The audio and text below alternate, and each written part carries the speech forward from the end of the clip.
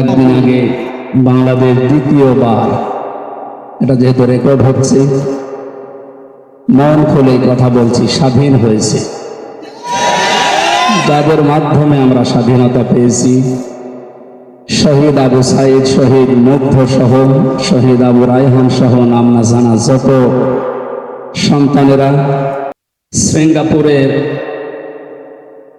প্রবাসী ভাইদের আমন্ত্রণে মহাবিশ্বের মহাবিশ্বয় আমাদের মালিক, আমাদের মনির, মহান রব্বুল ইজ্জতুল জালালের মুখের পবিত্র বাণী কোরআন কারীম তাফসীরুল কোরআন মাহফিলের শ্রদ্ধাভাজন সভাপতি বড় ভাই জনাব আব্দুল সত্তার দামাত বারকাতুহুল আলিয়া, আপনারা তো তাফসীরুল কোরআন মাহফিল যা লিখেছেন, আমার যতটুকু শুনছিলাম হক আদায় করে তাফসীর আপনারা শুনে ফেলেছেন, আলহামদুলিল্লাহ। মুফাসসিরে কোরআন বাংলাদেশ থেকে আগত শ্রদ্ধাভাজন বড় ভাই জনাব আলহাজ শাহেদ জামাল উদ্দিন আতালাল্লাহু উমরাহু ওয়া বারাকাল্লাহু ফি হায়াতিহি, যে কথাগুলো আমরা শুনলাম আমাদের প্র্যাকটিক্যাল লাইফে আমরা যেন আমল করতে পারি, আল্লাহ তৌফিক দিন। সৌরভ জগতে মাতিয়ে রেখেছিলেন বাংলাদেশ থেকে আগত বিশিষ্ট ব্যবসায়ী, উদ্যোক্তা, সঙ্গীত শিল্পী নিয়ামতুল্লাহ নিজামী, মঞ্চে বসা জনাব মাওলানা আনোয়ার হোসাইন ভাই সহ নাম না জানা অন্যান্য ওলামা ইকরাম, সামনে বসা মুসলমান ভাইরা, প্রাণপ্রিয় সিঙ্গাপুরবাসী, প্রবাসী যে ভাইগুলো আমার সামনে বসে আছেন, আপনাদের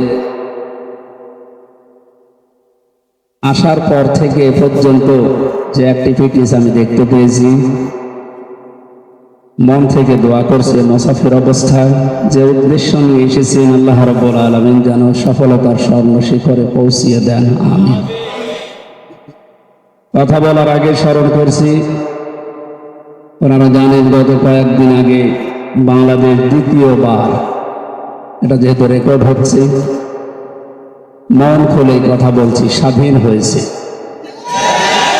যাদের মাধ্যমে আমরা স্বাধীনতা পেয়েছি, শহীদ আবু সাইদ, শহীদ মুগ্ধ সহ, শহীদ আবু রায়হান সহ নাম না জানা যত সন্তানেরা বাংলাদেশের এই কালো পাথরকে, মজলুমের আর্তনাদকে সাড়া দিয়ে জালেমের জুলুমকে দূর করার জন্য সর্বাত্মকভাবে যারা চেষ্টা চালিয়ে নিজের জীবন পর্যন্ত দিয়ে গেলেন, আমরা হাদিস জানি পানিতে ডুবে মরলে শহীদ হয়, দেওয়াল চাপায় পড়লে শহীদ হয়, পাহাড় থেকে পড়ে আগুনে পড়লে শহীদ হয়ে যায়।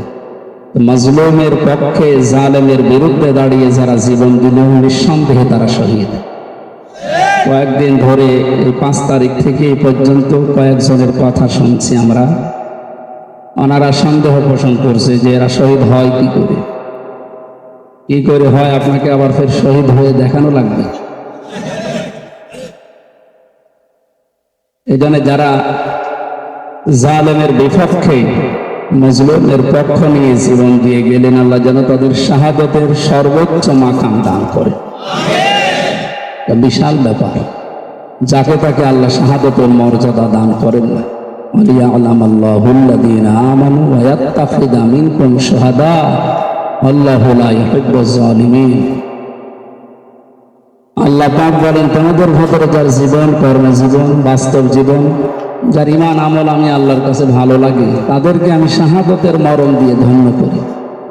সাধারণভাবে মরণ দিলে সে তো কবরে থাকবে, ঈমান নিয়ে যদি মারা যায় ঘুমিয়ে থাকবে, এতটুকু, এর আগে পরে আর কিছু নেই।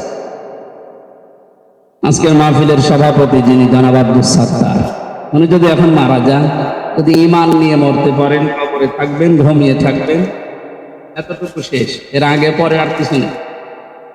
কিন্তু কোনো মানুষ যদি শাহাদাতের মরণ পায়, বিশ্বনবী জানিয়েছেন এবং কোরআনে কারিমে আমরা পড়েছি, সে মরে না।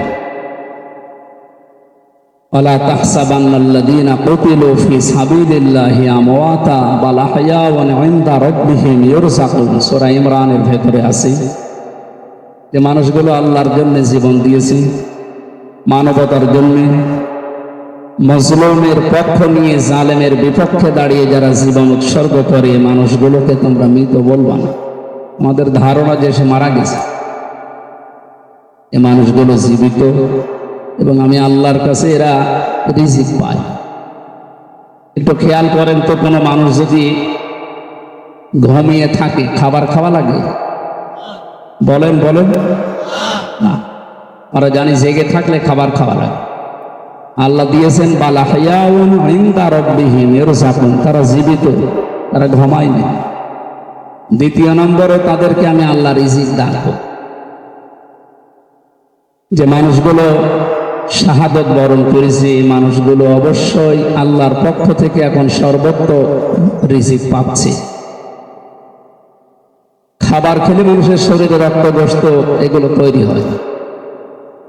শাহাদতের মরণ পেলে যে মানুষের শরীরে রক্তগ্রস্ত তৈরি হয় এটার প্রমাণ হযরত আমির হামজা রাদিয়াল্লাহু তাআলা আনহু তার জীবনে পড়তে গিয়ে পেয়েছি। তিনি ইন্তেকালের পর শাহাদত বরণ করার পর প্রায় 30 বছর পার হয়ে গেছে। মদিনাতে একটা ব্যাপক ঢল হয়েছিল, তার কবর পর্যন্ত ভেঙে তাজা রক্ত আসছিল। ওই সময় যারা ছোটবেলায় তার সাথে যুদ্ধ করেছিল এখন তারা মুরব্বী হয়ে গেছে। খোঁজ খবর নিয়ে অনুসন্ধান করে দেখা গেল নবীজির চাচা হযরতে হামজা রাদিয়াল্লাহু তাআলা আনহু 30 বছর আগে উহুদের ময়দানে যে শাহাদত বরণ করেছিলেন, যে সমস্ত জায়গা ক্ষত বিক্ষত হয়েছিল তার লাশটাই তো 70 টুকরার উপরে করা হয়েছিল।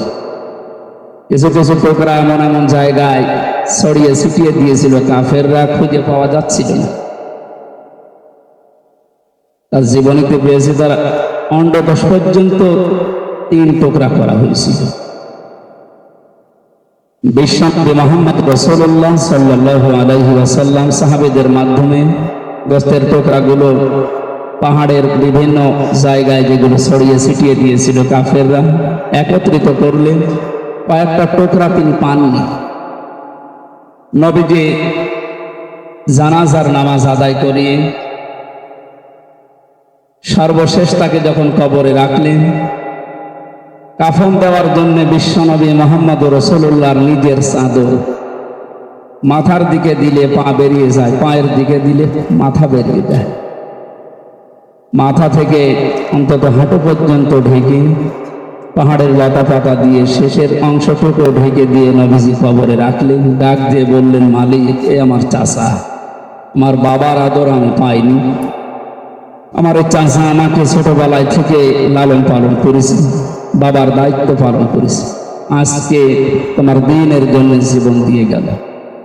যে দৃশ্য তোমাকে দেখানোর দেখিয়েছি তার শরীরের অনেক অংশ পর্যন্ত পাওয়া যায়নি। এ কবরে দেওয়া পর্যন্ত আমি মুহাম্মদ রাসূলুল্লাহ আমার চাচার উপরে রাজি আছি, খুশি আছি। আল্লাহ তোমাকে বলছি তুমি আমার চাচার উপরে রাজি হয়ে যাও।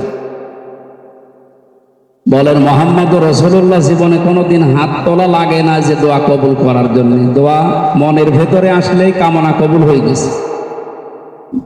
কেবলা পরিবর্তনের যে ঘটনা আমরা জানি কোরআন থেকে, অনেক দোয়া করাও লাগে না, হাত তুলে শুধু মনের ভেতরে কামনা এসেছিল, আল্লাহ সঙ্গে সঙ্গে কবুল করে দিয়েছে। এই নবীজি যদি এখন কেঁদে কেঁদে কবরের পাশে দাঁড়িয়ে বলে, আল্লাহ এই চাচার উপরে আমি রাজি আছি এখন পর্যন্ত, তুমিও রাজি হয়ে যাও, আল্লাহ রাজি না হয়ে পারবে?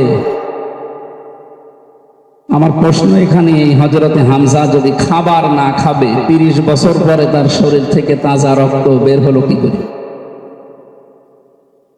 এই জন্য যে মানুষগুলো শাহাদত বরণ করেছেন, আমি যাদের নাম নিলাম, আরো নাম জানি না, বাংলাদেশে প্রায় 2000-এর উপরে শাহাদত বরণ করেছে। আল্লাহ তাদের প্রত্যেককে সর্বোচ্চ শাহাদতের মাকাম দান করুন।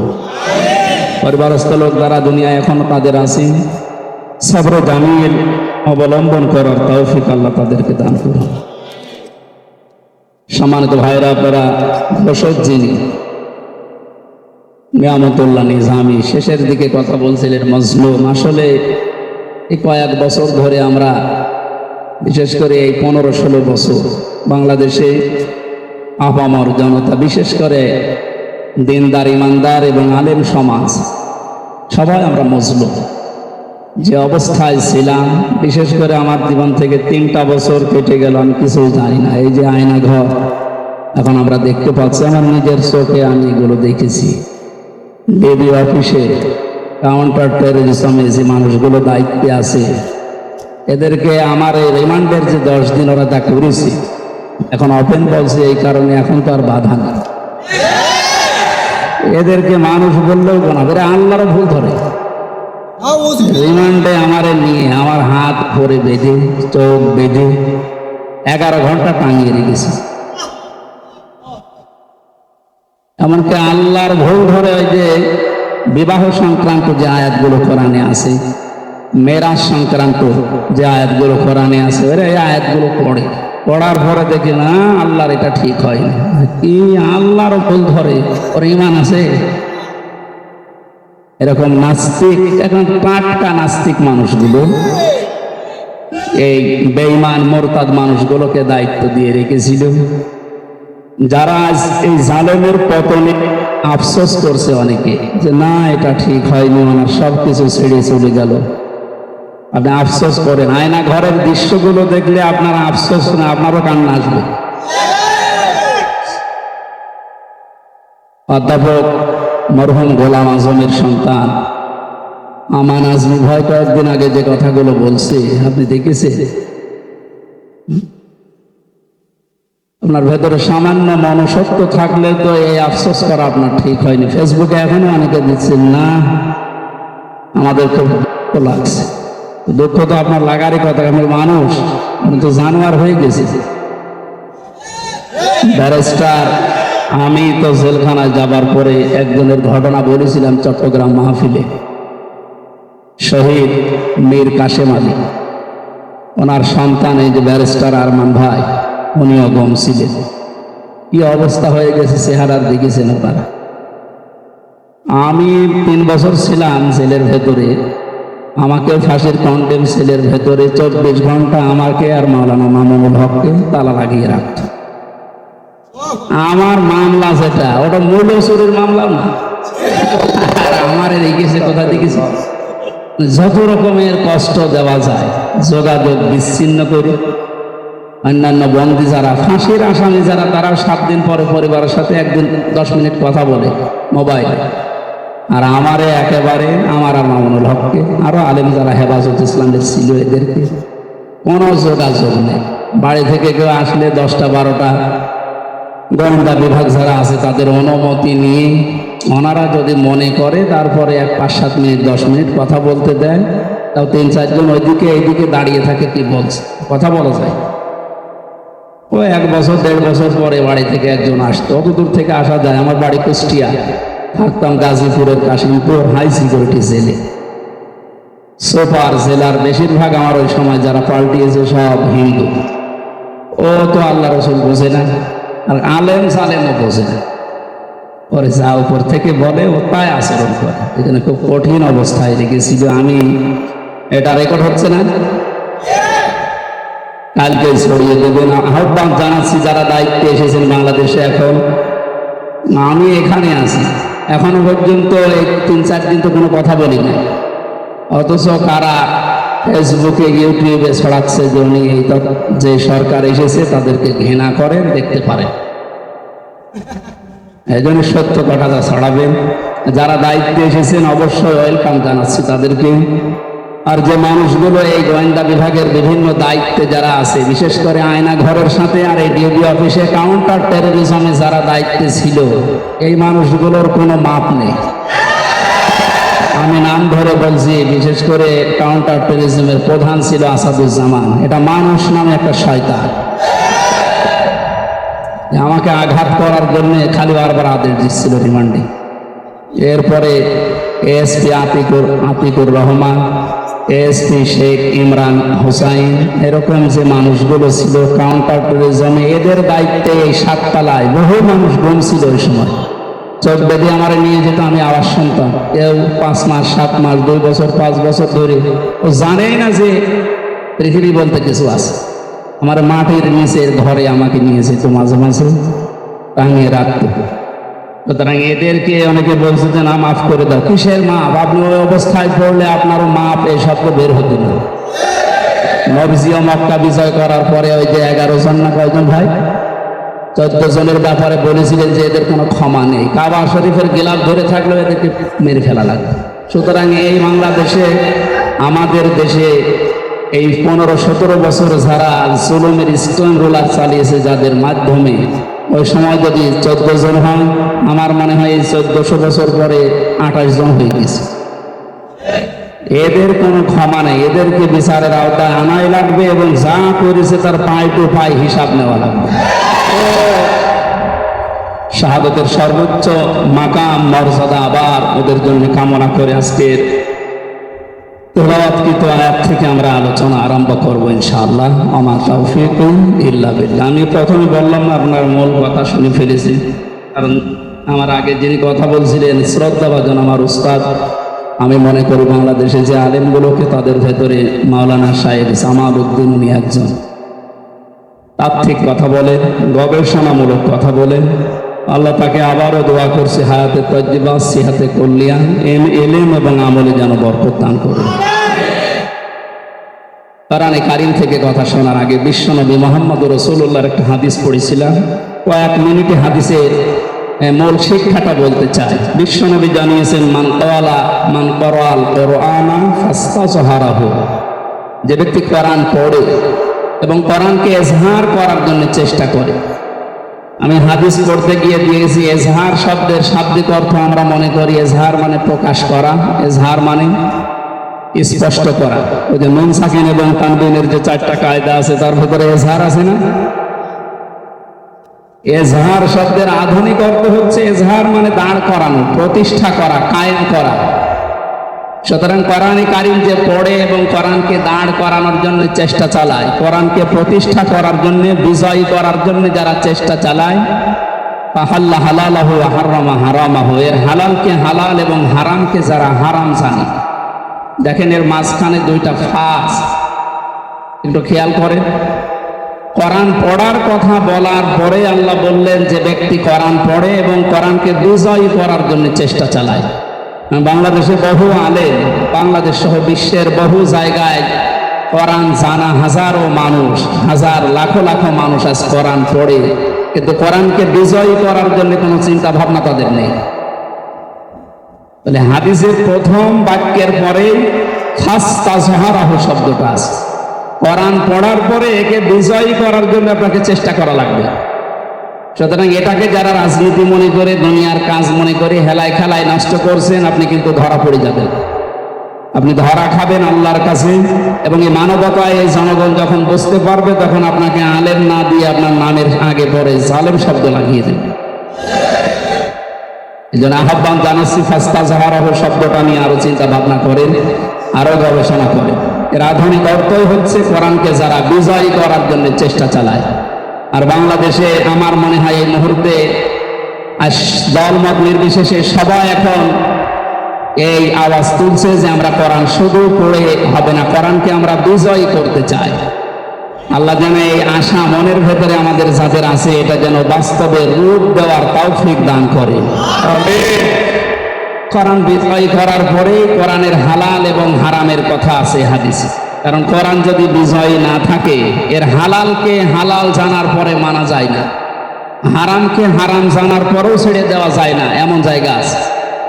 এই জন্য স্বাধীনতার পর থেকে পর্যন্ত বাংলাদেশে এই যে 50-52 বছর কেটে গেল, কোরআন যেহেতু বিজয়ী ছিল না, এই জন্য আমরা অনেক হালালকে হালাল জানার পরও মানতে পারি না। কথা বুঝতেছে? হারামকে হারাম জানার পরও আমরা ছেড়ে দিতে পারি না। সব জায়গায় ঘুষ আর ঘুষ ছিল না, ঘুষকে আমরা হাতিয়া বানিয়ে ফেলেছিলাম। আমারে ধরার পরে আমার বাবারে এই যে কাউন্টার টেররিজম ছাড়া এই মানুষ নামে জানোয়ার গুলো, ওরা নিজেরাও বলছিল রিমান্ডে নিয়ে যে আপনার কোনো দোষ নেই, আমরা জানি। অথচ আমার বাবাকে বলেছে 10 লাখ টাকা না দিলে 50টা মামলা দেওয়া হবে। আর আব্বা জিজ্ঞেস করেছে মামলা তো একটাও নেই, মামলা আমরা সব বানাবো। তখন দেশে বসবাস করতাম, আরে জালেম ছেড়ে দেওয়ার পরে এখন যারা আফসোস করছে, এগুলো টাটকা জালেম।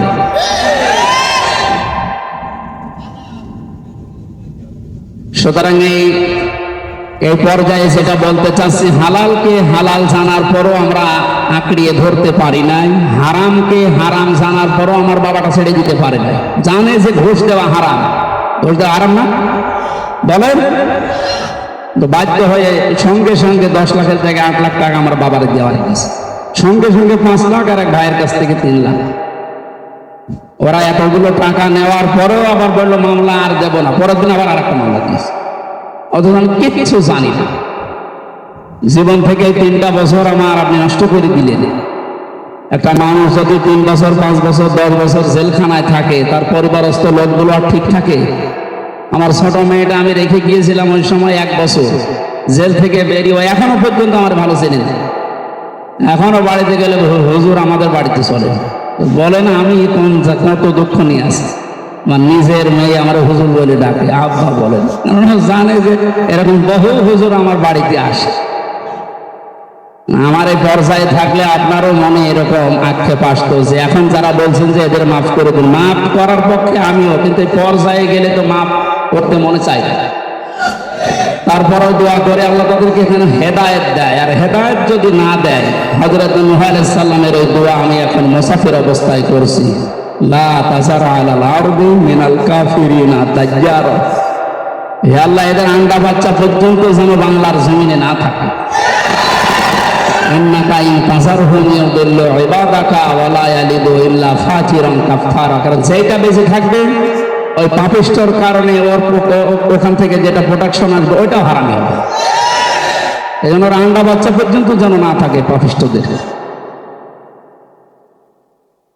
সম্মানিত প্রবাসী ভাইরা, আমরা কোরআনে কারিমকে ইজহার করতে চাই, বিজয় করতে চাই বাংলাদেশে। এই কারণে আমরা হালালকে হালাল জেনে যেন মানতে পারি, হারামকে হারাম জেনে যেন মানতে পারি। নবীজি বলেন আদখালাহুল্লাহুল জান্নাহ, আল্লাহ তাকে যেন জান্নাতে দিয়ে দিয়েছে। এখানে যারা আলেম আছেন জিজ্ঞাসা করেন তো এই শব্দটা অতীতের শব্দ। আদখালাহুল্লাহুল জান্নাহ, আদখালা ইয়াদখিলু, এটা মাজির সিগা। নবীজি বললেন আল্লাহ তাকে যেন জান্নাতে দিয়ে দিয়েছে, না জান্নাতে দেবে। আমি তো এখনো ইন্তেকাল করি নাই, মরি নাই, জান্নাতে গেলাম কি করে? হাদিসের ব্যাখ্যা করতে গিয়ে মুহাদ্দিসিন ইকরাম লিখেছেন এইটা।